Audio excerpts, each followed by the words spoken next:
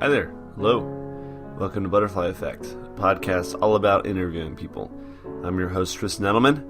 Hope things are going well with you. Glad you're here. You know, I really like old games, video games, and I really like the history of them. There's a certain nostalgia to them for a time even when I wasn't alive that you get from them, just like you get from films or TV shows. When you watch these things that were definitely products of a certain era, you kind of feel this kind of incomprehensible nostalgia for it. It's weird. It's universal, I think. I just that's kind of what I live for, is retro games and the stories behind them. And so it makes sense that I love this documentary World 1-1, which is all about the beginning of the video game industry, and it kind of spans the early 70s to early 80s, like 71 to 84. And it's just really well shot, lots of great people in it that were there when all this was popping off. And so my guests today, there's two of them, are Jeanette Garcia and Daryl Rodriguez, and they made World 1-1, and it's an impressive feat for just two people to make this really great documentary, which I implore you to go out and watch, or go in and watch. It's on VOD and stuff online.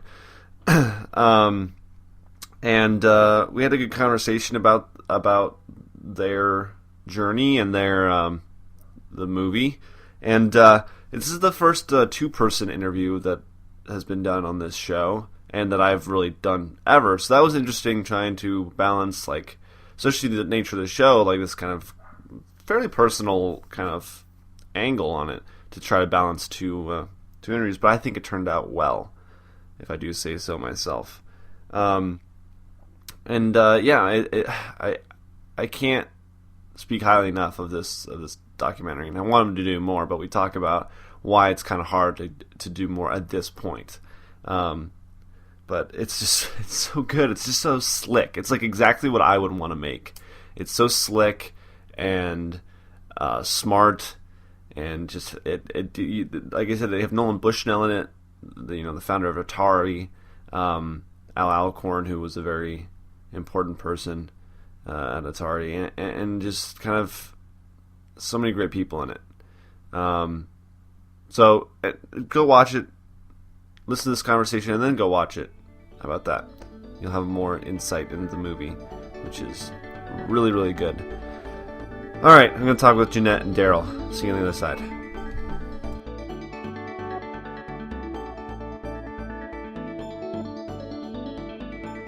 Everything's going well? I know World 1-1 came out a while ago, but how's the reception been for it? What have you guys been up to since then?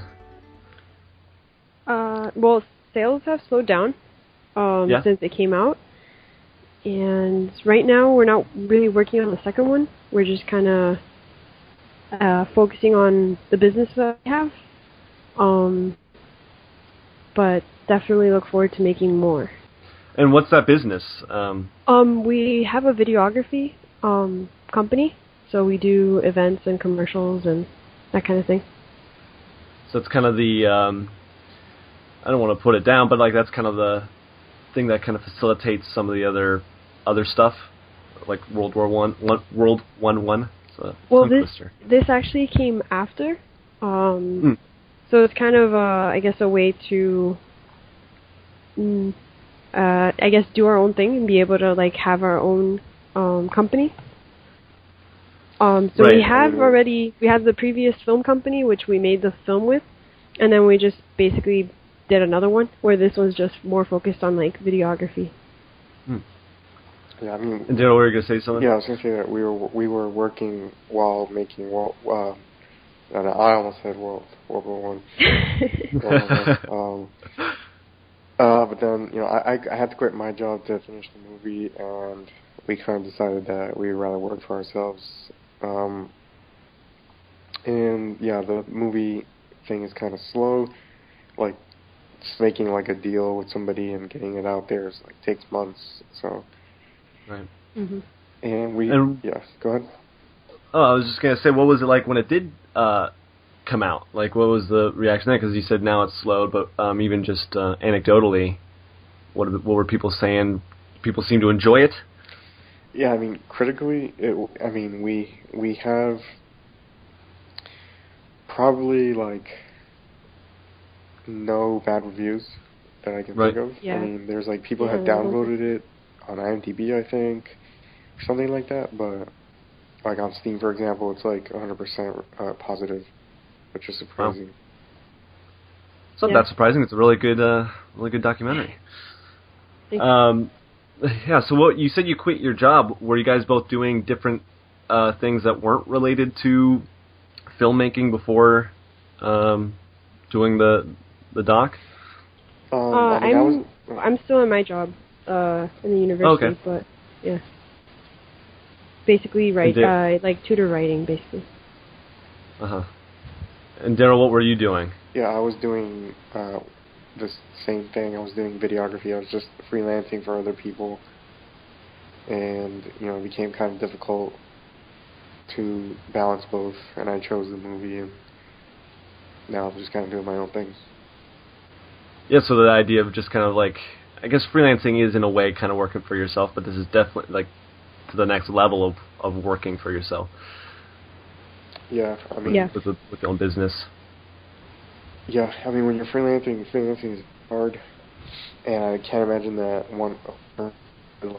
it's kind of hard to make a living freelancing. You have to deal with, being at the whim of other people. You're not really their employee. You don't have any benefits. Yeah.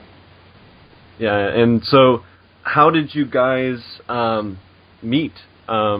And how did this the whole project even come about?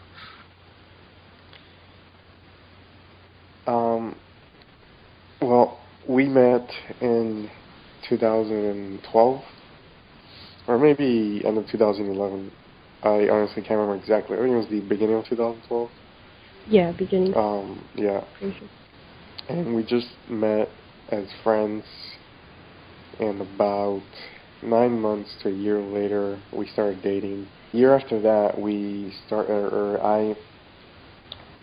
I should actually rewind back to 2011. I read this book called Replay, The History of Video Games by Tristan Ettleman, and I fell in love with that book, and I said, well, I would like to see this in like video film, or like video or film format, right?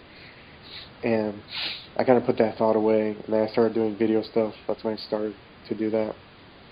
And then about a year into our relationship, I went to PAX Prime, and I started to have the idea. Before then, I started to have the idea of like, maybe I should actually do this, like this video project I wanted to do. And then I talked to certain people at PAX Prime, and it didn't. Honestly, it didn't really go too well. There was like a few people that inspired me, I guess, to do it, and other people kind of inspired me to not do it. Right. And then when we got back, I was like, I really want to do this. And she said, well, let's do it. Long story short, we started working on the Kickstarter at that point. Mm-hmm. And so, are both of your backgrounds in film? Did you go to school for film, or did it just kind of pop up? Yeah, I never had any technical training in film, but I did have a passion for it ever since I can possibly remember. Like, I've always enjoyed movies, and it's always been part of my life. I probably would go to the movies at least once a week, probably sometimes twice, if I got lucky. And it's just been always something that's been part of my life, and storytelling has been part of my life. I did go to school for literature, so I've always loved stories, and I guess one way to tell a story, you can write it or you can tell it visually. And I started to get more serious about approaching storytelling through a visual medium instead of just text. Right. And how about you, Daryl? So to give you a long answer here, the more interesting one. I remember being 5 years old, and I remember thinking for some reason that I wanted to be a film director, right? And for some reason, yeah, I don't know. That's what I came to at that age. And then right. I want to say that I forgot about that for a while, for a couple of years, and then when I was about 13, I kind of remembered about it, and I wanted to do that. And pretty much through childhood and teenage years, I would like forget about it, and then a couple of years later, I would remember that I wanted to do that. I just kind of went back and forth, and I never did anything about it, you know. And then when I was 21, I remember of course, being 21, discovered bars and stuff like that. Mm-hmm. And I remember drinking, getting drunk, and then every time I would go to the bathroom, right, I was just thinking, I would think to myself, like, you know, I want to be a filmmaker. That's what I want to do. There was, you know, I would go through my day sober and I wouldn't think about it. It just not cross my mind. It's just when I was drunk and in the bathroom, I would just, a thought would come to my head and say, I want to be a filmmaker. So it happened so many times, I was like, well, maybe I should try this when I'm sober. I should think about it when I'm sober. So I thought about it, and then I decided, okay, well, I have to buy a camera. I started doing this and that. And eventually I went to film school here in Miami. No, it's not film school. I went to school, but I took film in school, right? Right. And, you know, it's supposed to be a good school for film. I was there for about a year, and I decided, like, I already knew that because I dropped out of high school. I don't like school. I don't want to be here. And I had friends who had their own videography company, and they said, you can work for us. So I said, well, I'm going to go work for them. I'm going to drop out of school, college, and I'm going to learn on the job, like working, which I did. Right. And that was, like I said, it was about that was 2 years before I decided to do this movie. And so, with the dropping out of film school, I imagine that you feel that was the right decision, and that's what I usually hear. You know, it's either, you know, I did the right thing by dropping out of specifically film school, and then there's a camp that thinks it's really valuable, but it seems to me that generally people seem all right and, in fact, really okay about about dropping out. I mean, it depends on if I was in LA and I was going to film school in LA, I think it would be smart to stay in school because you're going to make a lot of practical connections. Being here in Miami, like, the people that I was in film school with or whatever, taking film classes with, like for example, like I took an editing class, right? It was the first one I took. It was like one of few actual film classes that I took, and the professor told us to read this book by, I think his name is Walter Murch. I can't remember. I always forget the guy's name. And it was a book about editing, right? So I didn't read it till like the last day or something, last couple of days. It's a short book. It's like 100 pages. And then I read the book, right?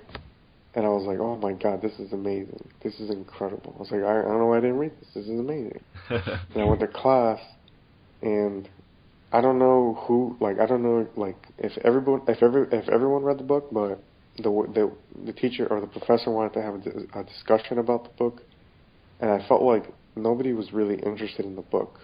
And, you know, there wasn't engaging conversation. There wasn't really a discussion about the book. And that's when I realized I was like either A, they didn't read the book, or B, they didn't think the book was that interesting. When I read the book, I thought it was amazing. I don't know if we can curse. Oh no, definitely, you definitely can. Okay. So I thought the book was amazing, and I was like, well, it seems like I'm the only one here that thought that, and the professor as well. I could tell he really liked it, and I think that's my point. That if I was in LA, I feel like maybe I would have met the right people, but I didn't meet the right people here in school, and I have zero regrets dropping out of college. I mean, I guess that's not true. I have zero regrets, but right. As far as film goes, as far as becoming a filmmaker and making this movie, and even looking at like the future of, you know, being a filmmaker, I'm pretty sure that when it's all said and done, I'm going to look back and be like, no, I have zero regrets dropping out. And so, Jeanette, you said you went to school for literature. Did you finish out college? and majoring in that? Yeah, I did. I actually went and did my master's in it, and then I taught for a while. I taught writing and rhetoric for a while. And I just realized that academia wasn't really for me. Like, I enjoy teaching, and it's fun. That part I really liked. But just, I guess the community of academics isn't really my vibe. Yeah. But I do enjoy teaching. I really did like that. I did that for a while. And for me, I've always liked reading, so I guess, like, they would just assign me books, and then I would read about and write about it. So it was kind of like I was doing something I liked. But then it came to a point where it was just too much. Like, it was overbearing on my life. Too much reading, too many papers I had to write. In order to have a full-time job as a professor, I would have to get my doctorate, and that would mean another, like, 5 years of studying and being in that environment. So it's definitely not for me, and I feel more, like, inclined to write and create things, and I feel like when, especially making this film, like, going through the process from the writing aspect to the planning aspect, like pre-production, to, actually sitting there and conducting the interviews, to sitting and watching the footage and figuring out what goes where, and, how to, make things flow, and all of that process, like, was incredibly rewarding and something I had never experienced before until doing this. And I guess that definitely switched gears for me, like, completely. Just interest in career-wise? Yeah, career-wise, because my path was always, like, writer, teacher, right? Like, that's kind of, like, where I was headed. Writing for fun, writing fiction, things like that. And then I realized, wait a second, I can actually do this. Like, I can make a movie. Like, I've loved movies my entire life, and I can actually make them. And with this background of storytelling, and I've read so many stories, I've written stories, I have a bunch of stories I want to tell. What better way to tell a story than visually? So I don't know. It just the whole experience really shifted my focus, I guess, and the path that I was on at the time. And so, what were Daryl? You mentioned when you were 9, you got into your head for some reason that you wanted to be a film director, and then Jeanette, you were saying you love movies all your life. What were some of those formative things that gave you those ideas and those feelings? Well, when I was about, like, 6, I saw Jurassic Park in the theater for the first time, and that was just like, I was just awestruck as a kid. Like, I just could not believe what was done. In terms of, like, the dinosaurs, I love dinosaurs, and I couldn't believe that somebody had created a movie where they brought them back to life. In terms of the filmmaking aspect of it, like, as a kid, I could understand that, that somebody had put this together and was able to recreate, these creatures in one way or another. And I guess that's the first time I was really fascinated by movies. And then as I grew up, I got more interested in, I guess, I started, I think, around high school, like my last final years of high school, beginning years of college. I started watching a lot of Kubrick and a lot of, I watched Fellini too, Federico Fellini, 8½. I really liked that film. And just, I guess, all the endless possibilities of what could be done in the medium, and the different kinds of stories, and the way that characters could be developed, the way the camera could be used to tell a story, just all the different elements, the lighting, the music, everything. And I mean, as of now, I guess I try to keep up with, as many films as I can. And I still have a lot to catch up, because there's so many older films and classic films that I have yet to see. But I definitely, right now, I'm trying to go back and watching a little bit more of Godard and some of the French filmmakers like Truffaut. which I also like. So. Yeah, I'm doing a similar thing right now, but much more of an armchair kind of film enjoyer of just like trying to go back and watch a lot of the really important stuff, like starting with, silent era stuff. Yeah. What have you? Like I just watched a Chaplin movie earlier today, so, but that's more like just kind of casually. But and Daryl, what you said at like 9, you got this idea for some reason that you wanted to be a film director. Was there a director that gave you that idea, or was it a set of movies or a single movie? Yeah, I mean, mine is not as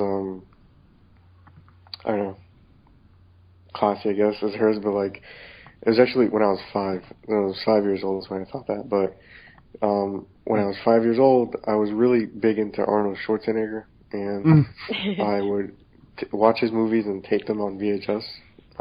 If you remember that, or anybody remembers what that was like, I got the tail end of it. I'm a little younger, so just a little bit. Yeah, I mean, DVD, that was like a couple years before DVD, but yeah.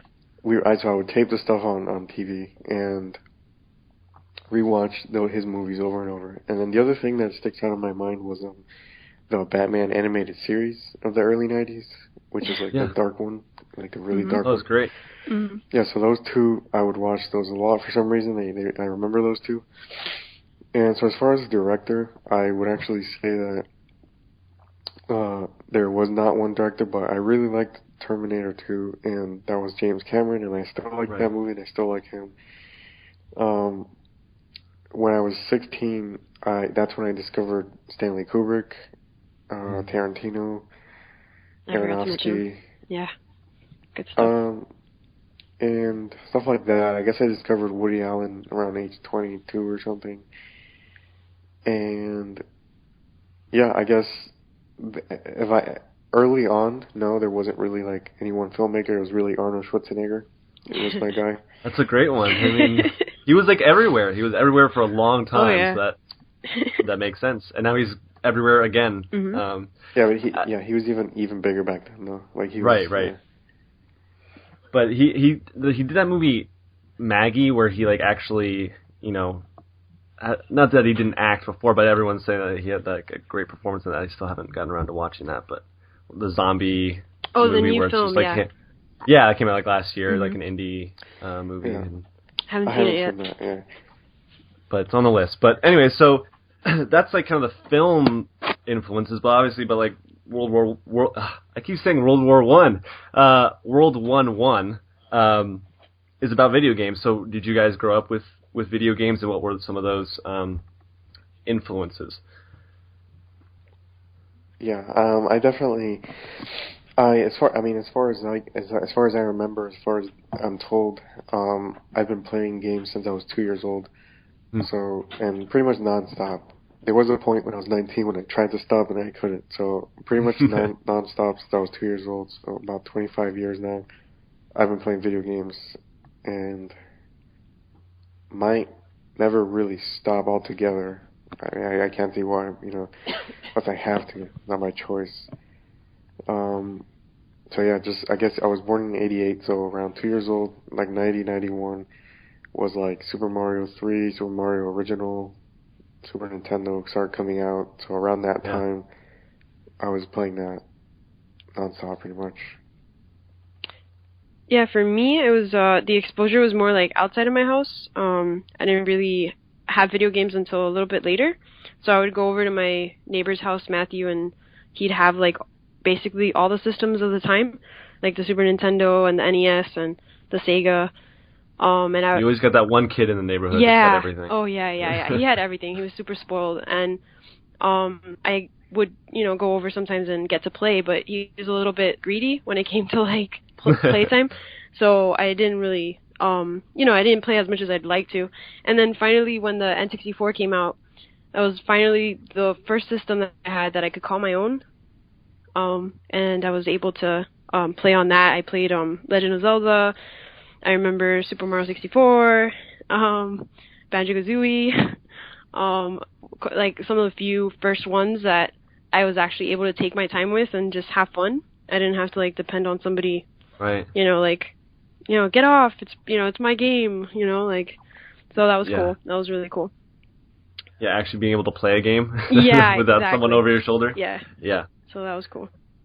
Yeah, and so with the subject matter of World War I is like, would you say it like spans from like 72 to like 83, kind of like that? That's generally the years that you deal with in the movie.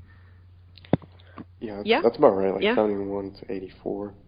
Right. So that's like before your time. Were you exposed to those games before you got started making the movie?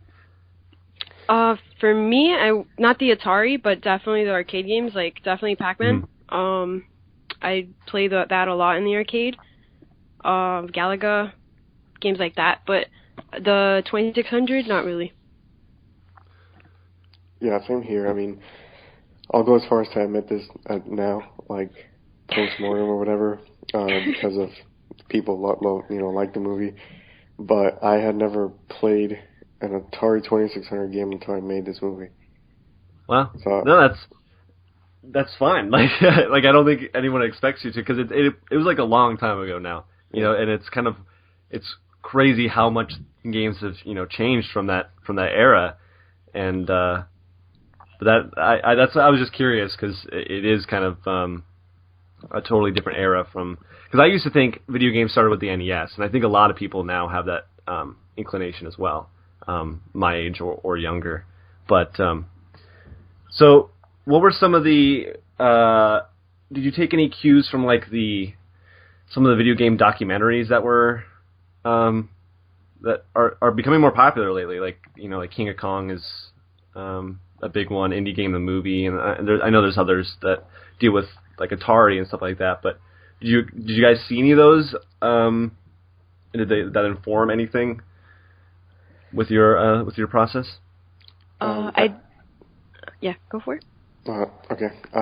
Mine's short. I basically didn't see anything. As far as video game documentaries, I saw Indie Game the Movie. It's the only one I saw Indie Game the Movie. Yeah, me too. Sure. That was pretty much the only one I saw also.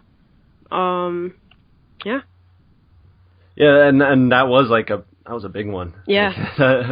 that kind of took the industry by storm for a little bit there. And so what was it like? Now let's actually talk about the movie. But what was it like ramping up for making this movie? It's a big movie. Like, you deal with a lot of subject matter in like a relatively short amount of time. And I actually thought it was perfect amount of time. Very well paced. But when did you start? Because it came out last year. When did you start like planning, writing, trying to reach out to some of these like big names that you ended up getting in the movie? The Kickstarter was in October, right? October 2013? Yeah. Mm-hmm. So I think we started like that, maybe that summer, to kind of like, we were conceptualizing it in the summer. But the actual looking for people, probably like about a month, I think, before. And planning for the Kickstarter also. We didn't really know how big of an undertaking that was going to be until we were actually doing it. That was tough, so. Yeah. And what was your goal, and what you end up? Because I remember when it kind of got picked up by various sites when it was posted. But what was your goal, and what did you end up getting? Our goal was 15,000, and the last day we weren't at our goal at all. Like the last few hours or so. And we actually got lucky enough that somebody invested in the film, basically, offered to give a part of the film, and as long as we used a specific camera for the film, so that saved us basically, because we weren't going to get funded, and that was about $7,000 of the funds, so almost half. So we're very thankful for that. Yeah, no, that's a big deal. Yeah, so yeah, that was nerve-wracking.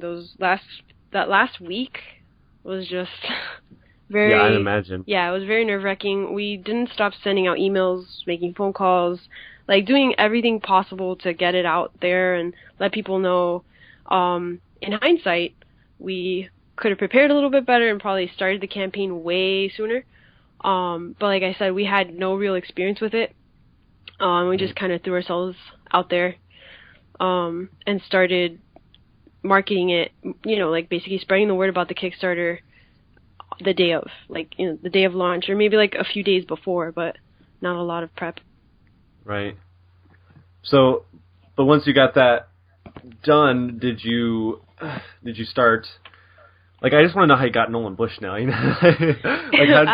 What was the process of getting not just Nolan, but a lot of these people aren't necessarily, they don't necessarily have a Twitter active. Yeah. You can, finding them, tracking them down, especially some of the people that were really important but don't have the name like Nolan Bushnell. How was finding those people?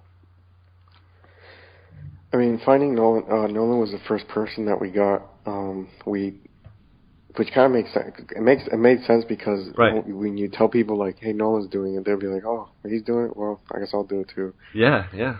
And the way we got him, he works for he owns a company called Brain Rush, and we emailed them, and they got back to us, and that's pretty much it.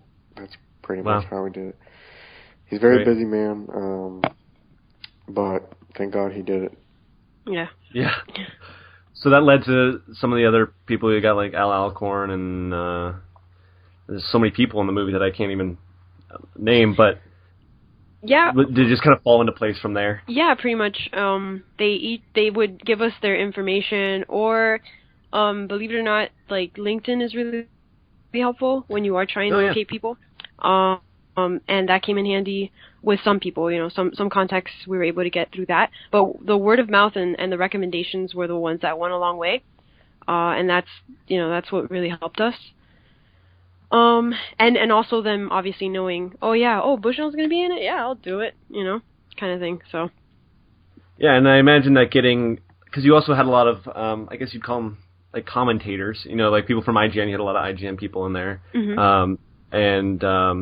His name is escaping me, but starts with a P, his first name. But Per Schneider? No, that wasn't from IGN. Oh, no. Patterson. Yes, there you go. Thank you. I feel awful for forgetting that. But yeah, so was that just hey, we're doing a documentary about the beginning of video games. You want to do it, and it was generally just kind of right on board. Yeah, I don't think he. Yeah, I don't remember. I think he was really encouraging, and I don't really remember him being hesitant or. Yeah. Well, or for any of them, what was the IGN connection, if there was one at all? There really wasn't any connection at IGN. If I remember correctly, the first person we contacted was Colin Moriarty, and it was kind of the same thing. Just emailed him. Actually, you know what? I can't remember. Well, I mean, you watched the show, so that was something. You would watch their episodes a lot, and and then nice. I guess the people you met at PAX, did that lead to that at all, or I don't remember. I know I got Greg Miller's email, but I don't remember how I got Colin's email. But however I did it, maybe I think he's giving it out on the show. That's probably it. And I just emailed saying, "Well, I'm doing this thing. Are you interested?" And he said yes, and then just kind of went from there and got 4 IGN people, I think. Yeah, they're pretty receptive people, especially Colin and Greg. Especially since they've launched Kind of Funny since they've left IGN. Yeah. I've talked with Colin for another podcast, and fingers crossed Greg will be on here at some point. But so it was just kind of hey, you want to do this, and they were all pretty receptive people. It's a really good. I feel like it's a subject matter that would call to especially the IGN people that you got, knowing their personalities and their background, that they would be really interested in. Especially Jared, who's a very historically centered guy. Mm-hmm. So what was the process of shooting? How many people do you know the total amount of people you had to do, and scheduling all that and figuring out when you were going to be doing all that? Oh, that was fun. Yeah, I imagine. Yeah, we had 2 trips. We made 2 trips. We tried to keep everything in one, but everybody's schedule was very different, so we had to fly out twice. Were most people in San Francisco, like Northern California? The majority were in California. We did also fly out to Seattle. We flew out to North Carolina, Raleigh. Arkansas also, Donna Bailey, and Texas, which was Patrick Scott Patterson. So yeah, we were a little bit scattered everywhere. And the average was probably, sometimes we would average, I want to say 3 to 4 interviews a day. Sometimes when we were like really crunching for time. 2 to 3. There was that one day at IGN where we did like 3 in like a row. Yeah. With David, Gary, everybody. Yeah. There were times where we were like, we didn't have any time to like eat or sleep, or we just had to keep going. Yeah, but it worked out. I mean, worked out pretty well. Was it? Have you guys worked on before this movie? Had you done like a shoot or like on a large scale like this? Nope, not me. No. So was it kind of just like figuring things out as you went along? Yeah, it was a lot of communication, like a lot of just talking to people, arranging locations, like, for example, finding out what the coolest arcade was in the area, and like, you know, talking to the guy that owns it, seeing if we could film there. Matt Henry, he gave us permission to basically film in the attic area of his arcade, of his t-shirt company / pinball arcade location. And that was super awesome. He didn't charge us anything. It was completely free. So just making connections with people that were passionate about it, and that were just willing to cooperate with us. IGN was really helpful too with their facilities and letting us film there. And then the other people, the majority of the time was, you know, their homes, just trying to find a good spot, you know, something interesting in the background, or, you know, something to frame the shot in. But yeah, it was overall a very interesting experience, you know, putting everything together. Was it just you two? Yeah. Who was the switch, or was one of you the designated interviewer? I was the designated interviewer. Right? Yeah. Yeah. Yeah, I would stare at them the entire time. Like I was making eye contact with them the entire time, like, because I felt like that was really important. To kind of, not just because I cared, but because, you know, like if somebody's telling you, you know, really interesting, you know, historical points or stories of things they've experienced during their time at Atari, you know, I think the best way to get that is by forming a connection somehow. So I made sure to really be present when I was asking the questions, even though I was kind of nervous at times. Just being there and paying attention, listening, just being in the moment. Well, I feel like this is just kind of a weird thing that I just came up with, but I feel like the best documentaries feel like one half of just like a normal conversation, right? Because most documentaries don't necessarily have the interviewer in frame, or even you hear them. But the way the movie played out, it sounded like they were just continuing, like they were talking to another human being, which was you. Yeah. And so I think that worked out pretty well with whatever you were asking, or eye contact or whatever. I think that came through in the movie itself. And so what was the I talked about like the planning logistics, but what was the approach to like researching all of this and writing and kind of scripting the narrative you wanted to tell?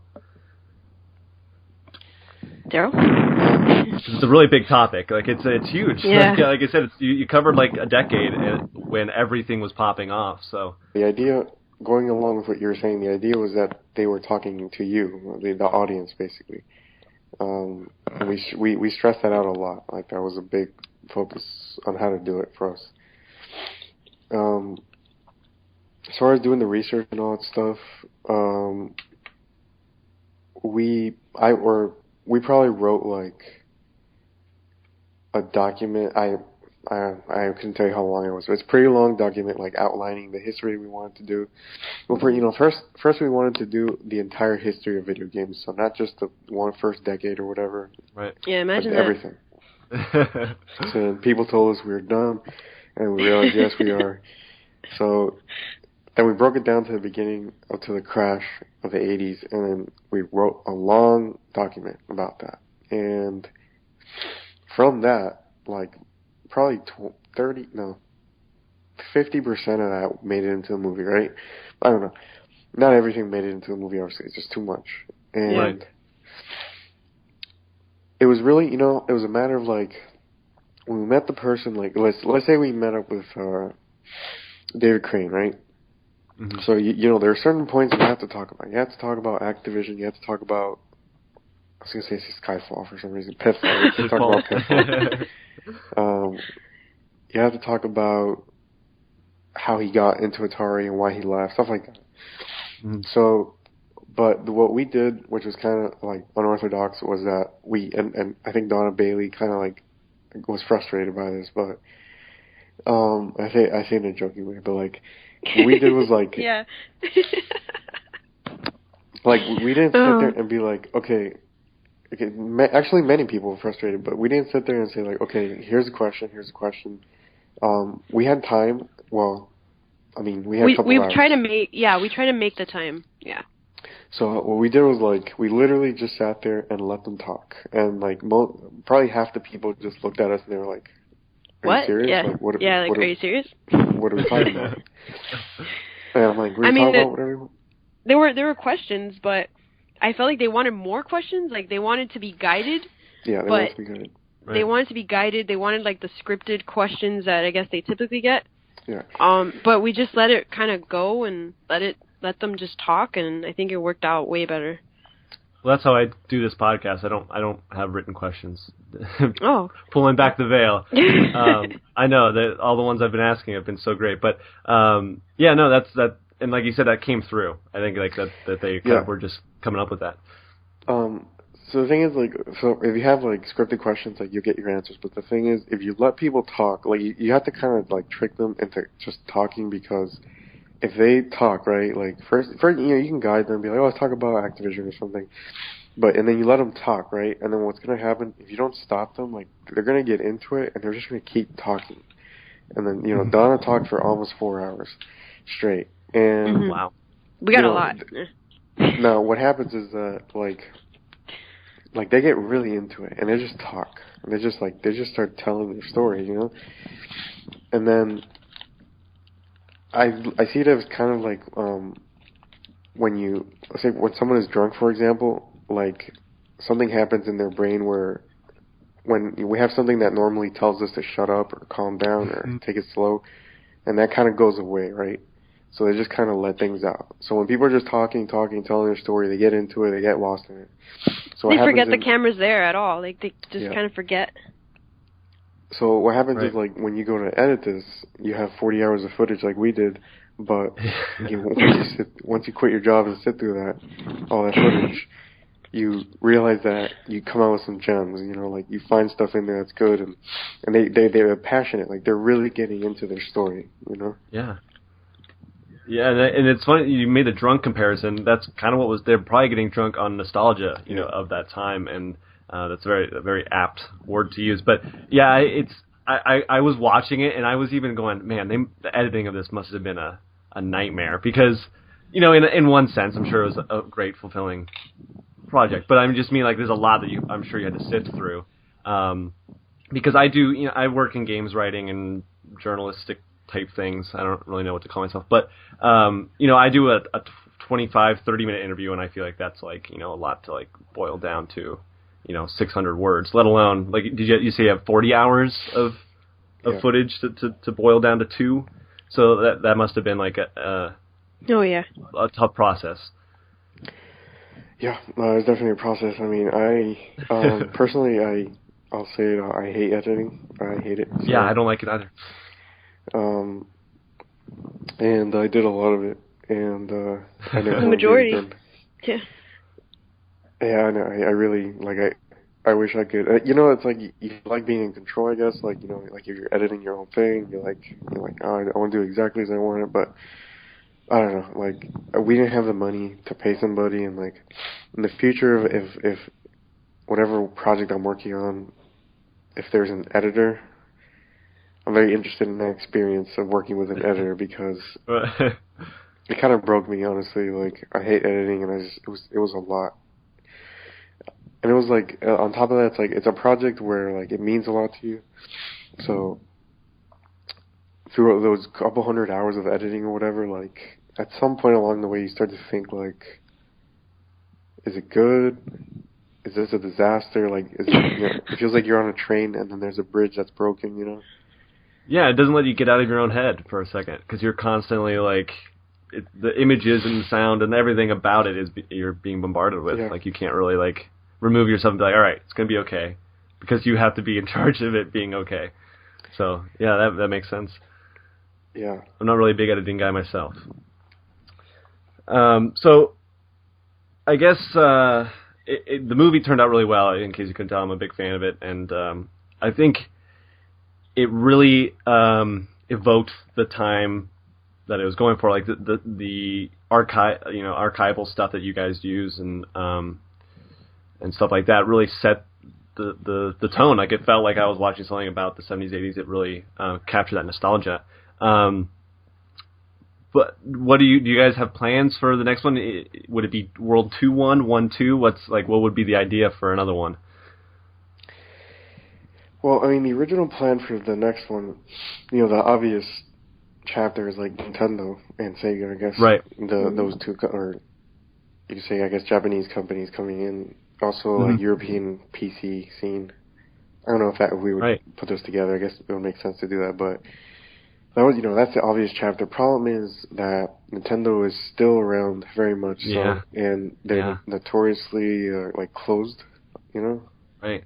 Like they've done like for example, the behind the scenes stuff I've seen on Nintendo recently is like them with like Muppets or something. Like, they're acting, like, it's not really like it's not hard hitting. It's not like super open. Yeah, exactly. It's not open. It's like, for example, I'm going to contrast them like Halo 5, right? They have a behind-the-scenes video series, and it's great. Like, it's probably one of the best ones I've seen. They literally show you, like, the step-by-step process behind everything, like the moments of doubt, confusion, stuff like that. So it's like, Nintendo is so far away from that. From opening their doors like that, like maybe it's like a pride thing. Like, they don't want to show like people in the room being like, "This sucks. What do we do? I don't know." Right. Like, 343 or Microsoft did that for Halo 5, and the game is great, and I thought that was really entertaining to watch. I guess Nintendo just has too much pride to open their doors and be like, Star Fox sucks. Let's delay it.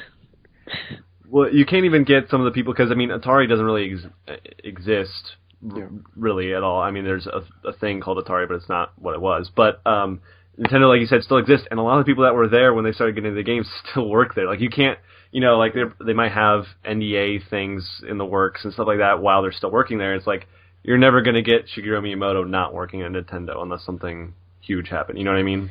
Maybe, his big tell-all at the end. But, other than that, you're kind of left in the dark about a lot of those decisions at that time. Yeah, I feel like it takes, like, it seems to take time for stuff to come out. For example, like, Atari stuff, like, everybody's talking about, like, oh, this happened, that happened, all these stories. And there's a lot of stories that aren't in the movie, obviously, and they're in books and stuff like that, but, like, I'm thinking about what happened with Kojima, right? Oh, yeah. And, that might not come out for a while. Yeah. Mm-hmm. So I'm guessing, like... That would be a good documentary. Yeah. Yeah, there's your next one. Skip, flash forward to 2015. Kojima, if you're listening, just... You know where to find us. That would be a great one. Oh, yeah. That'd be great. We love him, so... Yeah, it's amazing that video games are so wide now, and even, going into the 80s, they were, broadening, but there's so many stories to tell within the industry. Because you could, like, you do the history of video games from 70 to 80, that's kind of doable. To do the history of video games from, like, 2000 to 2010 is, like, it's kind of a suicide mission. There's so much going on there. But even, like you said, even the next chapter, the next logical chapter of, like, Nintendo and stuff like that it's hard to reach those people. Mm-hmm. But, I talked with Tom Kalinske, who was the former CEO of Sega back in the 90s when all the Sonic stuff went out, and he's pretty open. So there's people from Sega, at least, the American branch, if you ever get to that era. Yeah, I mean, that's the other thing I guess that I was trying to get to is like, I'm sure we could get some people, like, but the thing is that, like, with this movie we had David Crane and Nolan and Al Alcorn, not to put down other people, but like, they were, like, I guess big names for the subjects. Yeah, the people central to the history. And if we were to go and get like Nintendo of America people, but we couldn't get like Miyamoto or, well, there's some other people that we can't get anymore that are big. Right. My question is, like, is it worth it? Is it even worth it? Mm-hmm. Right. So it's kind of it's still up in the air. Not really sure. Yeah, it's definitely not going to happen anytime soon. If that were to happen, I know that weren't they making like a movie about it or something, like Nintendo versus Sega? Oh well, yeah. So Blake Harris wrote a great book, Console Wars, that's about between Nintendo and Sega, and they're doing a feature film and a documentary, and that's why I mentioned Tom, because he's kind of the central guy in it. But most of the accounts are from Sega side because, again, a lot of the Nintendo people you can't get to. Yeah. I mean, there's the answer right there. Like, if they can't do it, like, they can't do it. Yeah. Right. Yeah, it's like a movie starring Seth Rogen and written by him, and can't get him, then it's kind of hard to pin that down. But I still wish you all the best luck for whatever future projects you do, regardless of whether it's video game related or not. Because I really, really enjoyed World War One. I don't think there hasn't been something that treats the subject matter of video games quite so well. Because it's still a young medium. There's not much stuff going out there. Like, remember the good old times when the good old times were only 20 or 30 years ago, but at this point they're even longer ago. So I think you're kind of the first in a wave of like great stories that can be told about that stuff. Really well done. Thank you. Thanks. Yeah, no problem. So thanks for your time. Where can people find the movie and to keep up with whatever happens with you guys? The best way to support us would be grabbing our movie at our website, www.world11movie.com, and that's written out, so not the number, like the word one, www.world11movie.com. Great. Oh, and do you want to add anything, Daryl? Yeah, I mean, we're also on Steam, but, if you want to support independent filmmakers, you buy directly from their website, because everybody gets a piece of the pie on other places. Right. Yeah. I feel like there was something I was going to say. I think we might, no, for 100% we are expanding next year. But your production company, you mean? No, like the movie's going to be on more places. Okay. On more places, yeah. I gotcha. Okay. Yeah, but I was actually supposed to talk to them today, and I was sleeping, so I had no info on that. But yeah, next year we're going to be expanding. We'll see what happens. That's great. As far as the future project, I mean, I'm pretty sure it's not going to be about video games. There are other subjects that we're interested in. So yeah, I guess that's pretty much it. Yeah. Great. Well, like I said, everyone should watch it. And it's one of those that you're expanding everything. It can live. It can have a long tail, because it's dealing with the past anyway. So I think it'll be a timeless kind of thing with that. But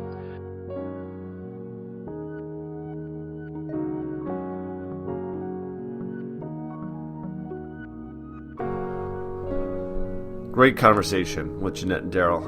I like the way it turned out. So next week, Blake J. Harris is on the show, continuing this kind of video game focus of my guests. Blake is the author of a book called Console Wars, another just phenomenal look into the story of the video game industry, about Nintendo and Sega's rivalry in the 90s. And it's a great book. It's being turned into a documentary as well, and a feature film that Seth Rogen and Evan Goldberg are attached to in some way. And me and Blake talk about that next episode. But it's interesting because a lot of the guests I've had on so far have something to do with video games, and that's because that's kind of my my wheelhouse. That's what I write about. That's who I know. Not that I haven't tried to get other people, other kind of realms, and those people are coming too. But I'm just letting you know that this is a video game heavy month or so, because there's a number of video game related things, guests coming on, and I welcome them all with open arms. I love me some video games. Alright, so look forward to that next week, a conversation with Blake. So if you want to keep up with things with the podcast, you can like it on Facebook, Butterfly Effect Podcast. Subscribe on YouTube if that's how you like it, Butterfly Effect Podcast there. Follow on Twitter at Butterfly Pod.